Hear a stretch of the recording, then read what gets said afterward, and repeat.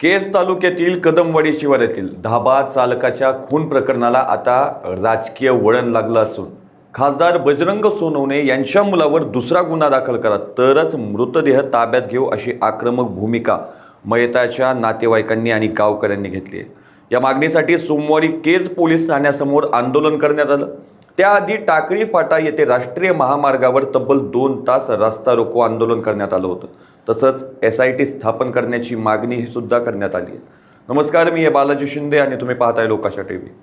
शनिवारी रात्री 8:30 वाजेच्या सुमारास कदमवाडी शिवारात वाद सुरू असताना तो आमच्या भांडणात का पडतो असं म्हणून आरोपींनी विलास उर्फ दादा नवनाथ घुले राहणार टाकळी यांच्या पोटात चाकू खुपसला होता।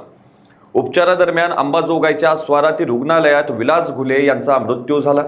या प्रकरणी दोषी पोलीस अधिकाऱ्यांवर कारवाई करावी आणि आरोपींना अभय देणाऱ्या राजकीय पुढाऱ्यांचे CDR काढून त्यांच्या विरुद्ध गुन्हा दाखल करावा या मागणीसाठी सोमवारी सकाळी टाकळी येथील ग्रामस्थांनी राष्ट्रीय महामार्गावर आंदोलन केलं होतं।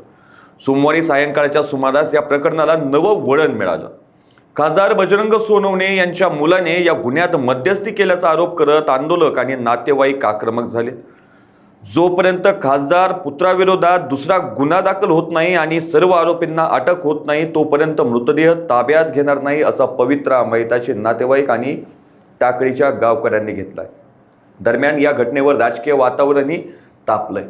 खासदार बजरंग सोनवणे यांनी फेसबुक पोस्ट करत आरोपींवर कठोर कारवाई व्हावी अशी मागणी केली आहे, तर दुसरीकडे आमदार धनंजय मुंडे यांनीही फेसबुक पोस्टद्वारे या प्रकरणात कडक पावले उचलण्याची मागणी प्रशासनाकडे केली आहे। 2 मुख्य आरोपींना पोलिसांनी रविवारी मध्यरात्री जेरबंद केलं। यामध्ये बाबासाहेब गुरुबा उर्फ गोरख कदम वय वर्ष 40 याला सोमवारी पहाटे 2:15 वाजता तर संतोष नरहरी कदम याला 2:15 वाजता अटक केली। सोमवारी सायंकाळी या दोन्ही आरोपींना केज न्यायालयात हजर केले असता 6 दिवसांची पोलीस कोठडी सुनावण्याचे आदेश दिलेत। मात्र इतर आरोपींचा शोध आणि राजकीय नेत्यांवरील कारवाईच्या मागणीवरून अद्याप टाकळी गावात आणि केज पोलीस ठाणे परिसरात तणावपूर्ण वातावरण आहे।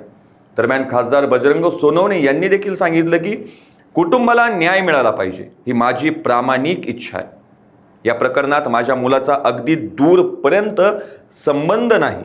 या प्रकरणात जे कोणी दोषी असतील ते पोलिसांकडून तपासात येतीलच। कोणीही असो, अगदी मी सुद्धा दोषी असलो तरी गुन्हा दाखल करावा, परंतु कोणी वेगळं वळण देऊन तपास दुसरीकडे वळवण्याचा प्रयत्न करू नये।